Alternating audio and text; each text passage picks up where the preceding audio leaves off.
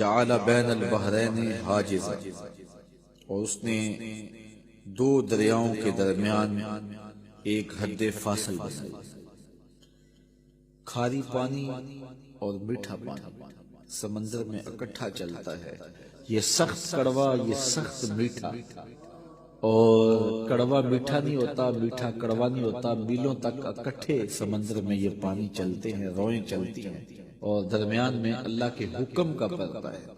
الہ مع اللہ، کوئی ہو سکتا ہے جو اللہ کے علاوہ معبود ہو؟ بل اکثرہم لا یعلمون، بلکہ ان میں سے اکثر سمجھتے نہیں ہیں۔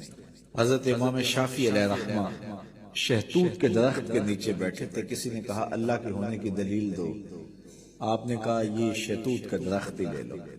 کہا یہ کیا ہوا، جو سامنے آئی چیز اس کو دلیل قرار دے دیا۔ کہا دیکھو شہتوت کا درخت ہے، اس کی جڑوں کا رنگ اور ہے، تنے کا رنگ اور ہے، شاخوں کا رنگ اور ہے، پتوں کا رنگ اور ہے، پھل کچا ہو تو رنگ اور ہے، پک جائے تو رنگ اور ہے، ایک ہی زمین سے نکلتا ہے۔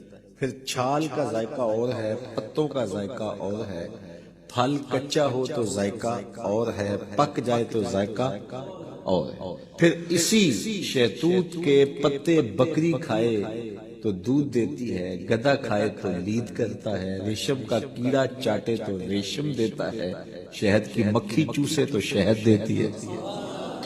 میٹیریل ایک ہے، نتیجے الگ الگ برآمد ہو رہے ہیں۔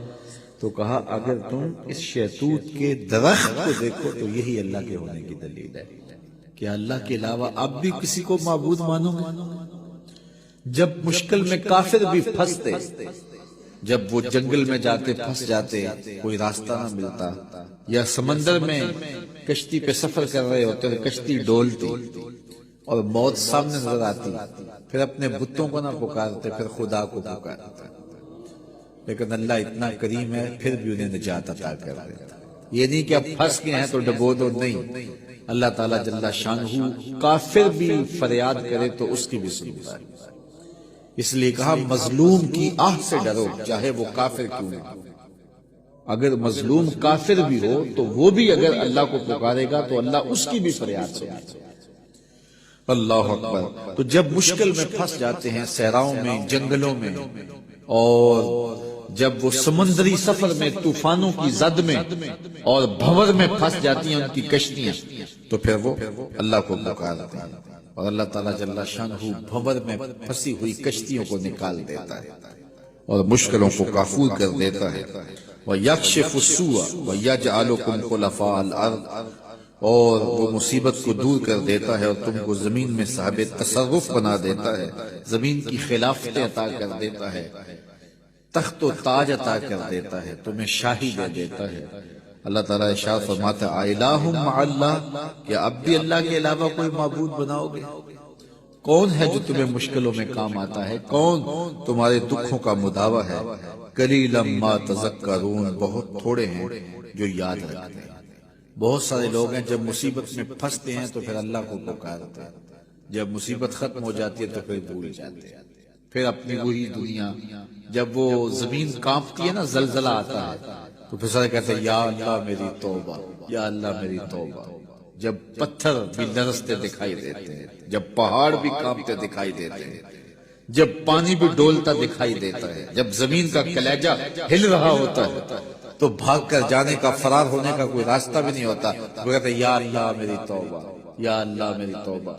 لیکن جب زمین ساکن ہو جاتی ہے تو پھر اسی طرح سرکش کے سرکش، متکبر کے متکبر۔